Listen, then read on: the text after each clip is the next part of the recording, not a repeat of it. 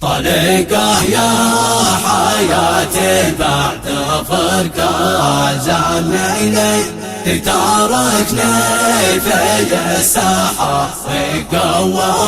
راحلة كنت أنا مرتك ظهره وهو مرتك إلي في خطوط لها بكل يحمي زميله كنت أنا ظن فرقتنا من المستحيل لكن الموت لا جمع حدا شي حيله ليتي الموت وانت سويت فيني جميلي فتاني جانبها وما اعترضت سافله بس موت شرف يوم أجرح فضيلي قد وسما شهادة في الصفوف الأولى بعد ما القبر وفى دمها يا سيلي ما استطاع لها إلا بعد ما شفى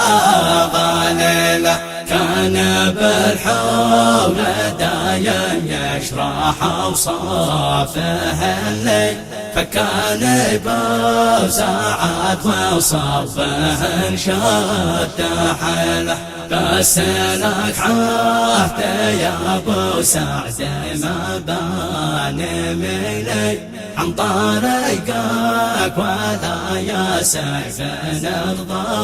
بدله في خطط لها بضد في ظهر خيلي جنبكم من بض البزال راكب لخيله لينا نشجع بتاج النصر بين العويني والنجاة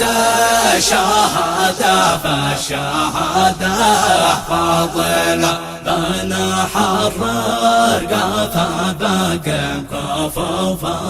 العاملين تل طهران ماله من لهبنا واسله اشعلوا يا أسود الحارث إلى الفتيلين طهروا من طرف صعدك قبيله خصمكم يا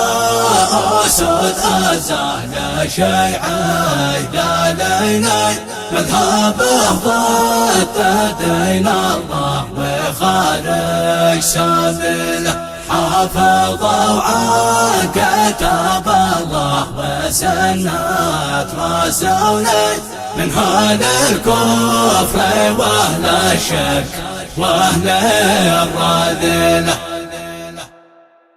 في رثاء الشهيد البطل القائد سيف أحمد صالح طحيم الحجوري، إعداد وإشراف أبو شامخ الشرفي، كلمات الشاعر أبو تسهيل أحمد فتشة.